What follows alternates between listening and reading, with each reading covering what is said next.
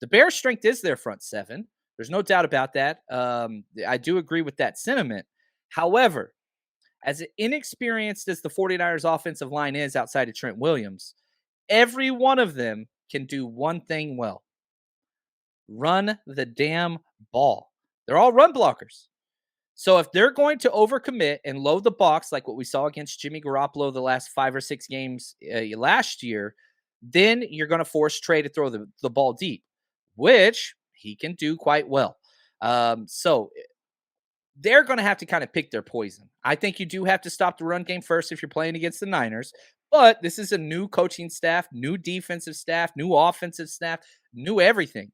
Are they going to throw out what they believe in, their fundamental defense, to try to stop the run? I don't think so. Week 1. I don't know. This is a new DC. So I don't know. What do you think there?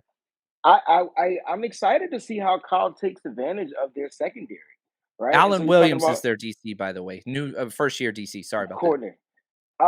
You know, Kyle Shanahan, Jaquan Brisker. Let's put him to the test. I want to test the young lad straight up. This is a guy that I wanted us to draft. Great in the box safety. Gonna struggle covering. You can line him up. I can see Kittle attacking him, getting him off of his game. You put the safety on him if you want to. You better put Eddie Jackson on him, but I don't even think Eddie Jackson's strong enough to cover Kittle. This might be a Kittle game, not as far as like 130 plus yards, but I'm just talking about big catches for big gains, and the 49ers will continue to control the clock by running the ball. Yeah, and man, I have this in my show notes. Peter asked me on Twitter. This was his question, so I want you to dive more into this. He says Kyle used to scheme Kittle open. You go back to 2018, 19, whatever, for big plays. Seems like the 49ers have gone away with that in the past year with a bigger emphasis on the outside zone. Why is Kittle no longer a focal point? Will he be moving forward, in your opinion, Wayne?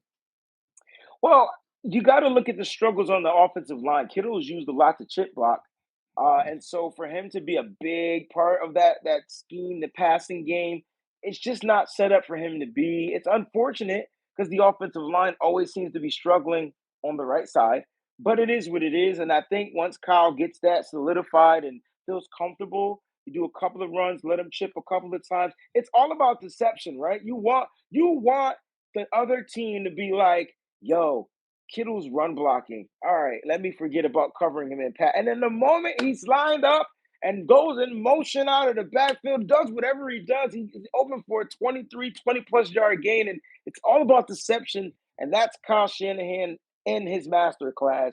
So he's going to use Kittle as he sees fit. Hey, man, use him in the run game.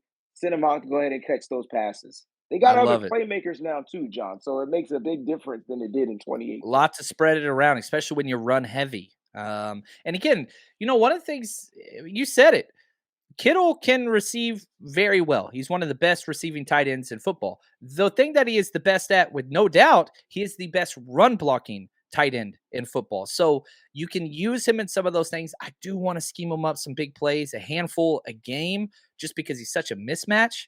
But I think that's huge. The 49ers Rush Podcast.